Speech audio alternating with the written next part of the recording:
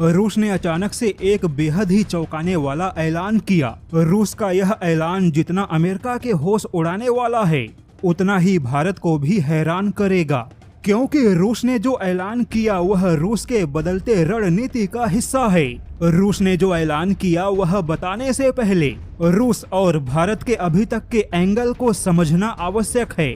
जैसा कि हमने पिछले कुछ महीनों में यह देखा कि रूस ने भारत को एक के बाद एक कई सारे हथियारों के प्रस्ताव दिए, जैसे कि 5वीं पीढ़ी के फाइटर जेट का प्रस्ताव दिया, भारत के पनडुब्बी परियोजना में वापस आने का प्रस्ताव दिया, अपने शॉर्ट रेंज और लॉन्ग रेंज जैसे मिसाइल डिफेंस का भी प्रस्ताव दिया।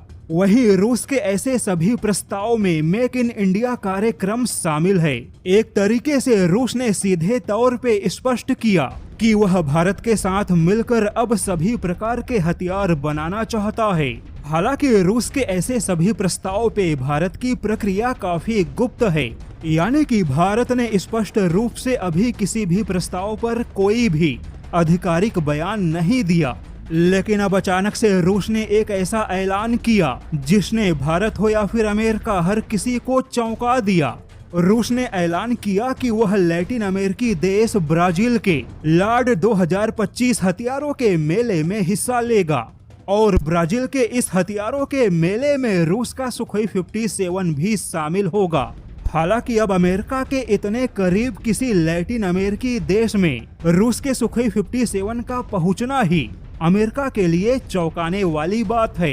लेकिन रूस ने इसके आगे जो ऐलान किया वह ऐलान और भी ज्यादा चौंकाने वाला था। रूस ने खुलासा किया कि अब वह लैटिन अमेरिकी देशों में अपने हथियारों का न केवल प्रदर्शन करेगा, बल्कि रूस ने लैटिन अमेरिकी देशों के सामने संयुक्त हथियारों के उत्पादन की पेशकश की है। यानी कि रूस ने लैटिन अमेरिकी देशों के साथ मिलकर हथियार बनाने की योजनाओं का खुलासा किया।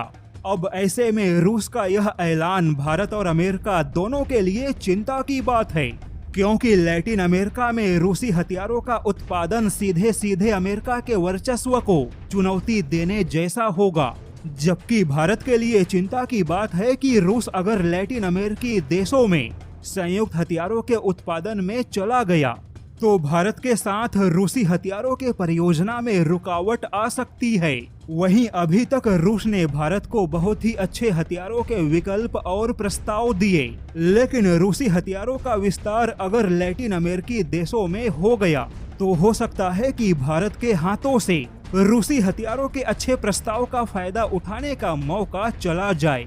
हालांकि अब रूस के ऐसे कदम से यह भी स्पष्ट हो गया कि अब रूस केवल अकेले नहीं बल्कि संयुक्त रूप से हथियारों के व्यापार में आगे बढ़ना चाहता है।